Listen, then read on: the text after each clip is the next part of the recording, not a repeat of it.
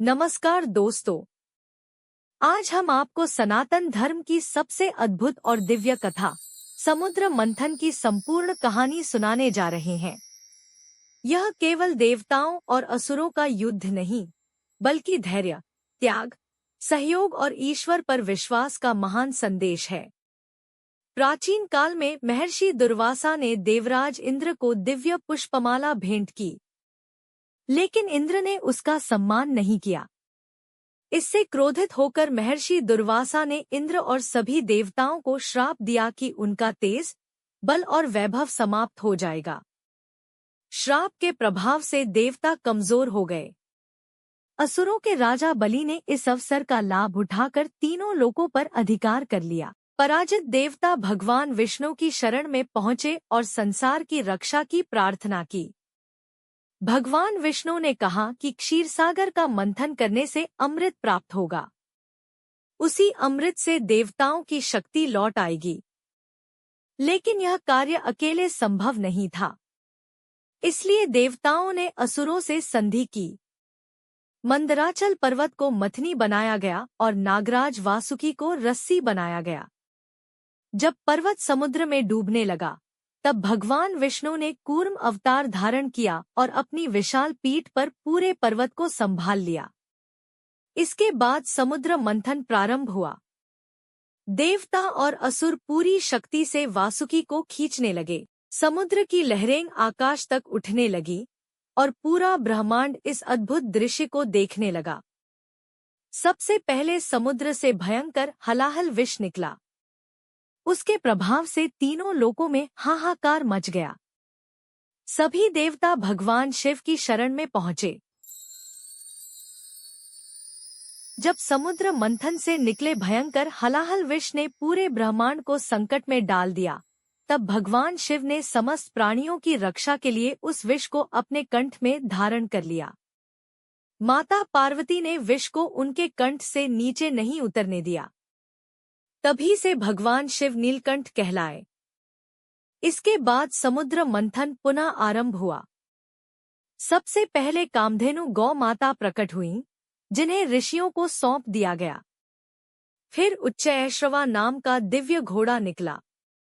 उसके बाद ऐरावत हाथी प्रकट हुआ, जो देवराज इंद्र का वाहन बना। इसके बाद कल्पवृक्ष निकला, जो सभी इच्छाएं पूरी करने वाला दिव्य वृक्ष था। फिर स्वर्ग की अप्सराएं प्रकट हुईं। इसके बाद कौस्तुभ मणि निकली, जिसे भगवान विष्णु ने अपने वक्षस्थल पर धारण किया। फिर चंद्रमा प्रकट हुए, जिन्हें भगवान शिव ने अपने मस्तक पर स्थान दिया। इसके बाद समुद्र से दिव्य प्रकाश फैला और कमल पर विराजमान माता लक्ष्मी प्रकट हुईं। उनके प्रकट होते ही तीनों लोक आनंद और प्रकाश से भर गए। देवताओं, ऋषियों और गंधर्वों ने उनकी स्तुति की। माता लक्ष्मी ने भगवान विष्णु को अपना पति स्वीकार किया और उनके गले में वरमाला डाल दी। देवताओं ने पुष्पवर्षा की और पूरे ब्रह्मांड में मंगल ध्वनि गूंज उठी। लेकिन समुद्र मंथन अभी समाप्त नहीं हुआ था। सभी की दृष्टि अब उस अमृत कलश पर थी, जिसके लिए यह महान प्रयास किया जा रहा था।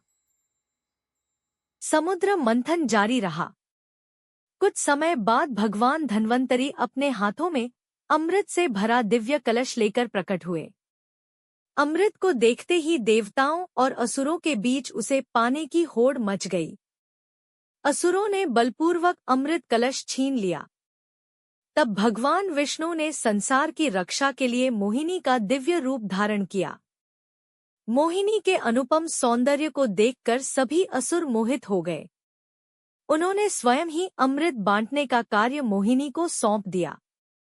भगवान विष्णु ने अत्यंत बुद्धिमानी से देवताओं और असुरों को अलग अलग पंक्तियों में बैठाया और अमृत केवल देवताओं को पिलाना शुरू कर दिया। इसी बीच राहु नाम का एक असुर देवता का रूप धारण करके देवताओं की पंक्ति में बैठ गया और अमृत पीने लगा। लेकिन सूर्य देव और चंद्र देव ने उसे पहचान लिया।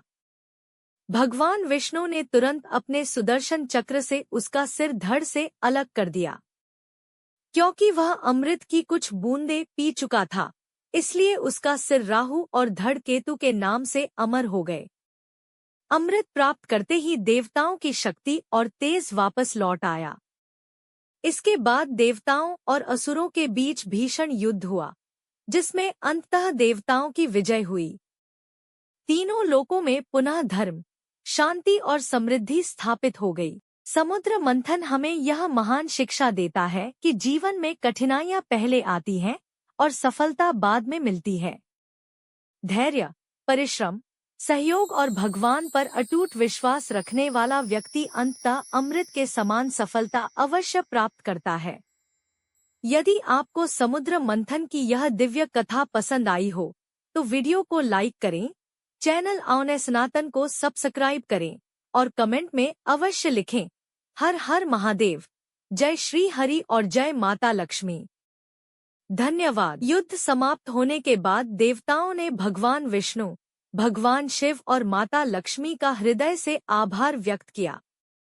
तीनों लोकों में फिर से सुख, शांति और समृद्धि लौट आई। देवराज इंद्र को उनका स्वर्गलोक वापस मिला और सभी देवताओं ने धर्म की रक्षा का संकल्प लिया। समुद्र मंथन केवल एक पौराणिक घटना नहीं है, बल्कि यह हमारे जीवन का भी प्रतीक है। समुद्र हमारे मन का प्रतीक है, मंदराचल पर्वत हमारे धैर्य का, वासुकी नाग हमारे प्रयासों का और अमृत हमारी सफलता का प्रतीक है। जब हम जीवन में कठिन परिश्रम करते हैं, तब सबसे पहले विष के समान कठिनाइयां सामने आती हैं, लेकिन जो व्यक्ति धैर्य नहीं छोड़ता, उसे अंत में अमृत के समान सफलता अवश्य मिलती है।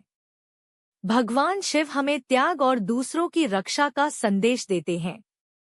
भगवान विष्णु हमें बुद्धिमानी और सही निर्णय लेने की प्रेरणा देते हैं।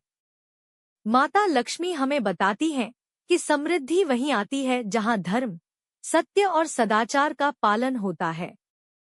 इसी महान शिक्षा के कारण समुद्र मंथन की कथा आज भी करोड़ों लोगों को प्रेरणा देती है। यदि यह कथा आपको पसंद आई हो, तो इसे अपने परिवार और मित्रों के साथ अवश्य साझा करें, ताकि अधिक से अधिक लोग सनातन धर्म के इस दिव्य ज्ञान से जुड़ सकें। वीडियो को लाइक करें, चैनल ऑन सनातन को सब्सक्राइब करें और ऐसी ही दिव्य कथाओं के लिए हमारे साथ जुड़े रहें। हर हर महादेव।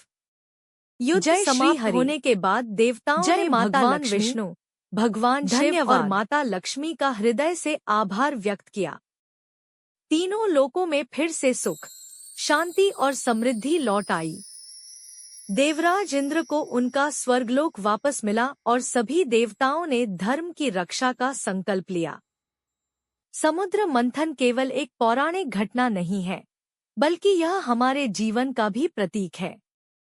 समुद्र हमारे मन का प्रतीक है, मंदराचल पर्वत हमारे धैर्य का, वासुकी नाग हमारे प्रयासों का और अमृत हमारी सफलता का प्रतीक है। जब हम जीवन में कठिन परिश्रम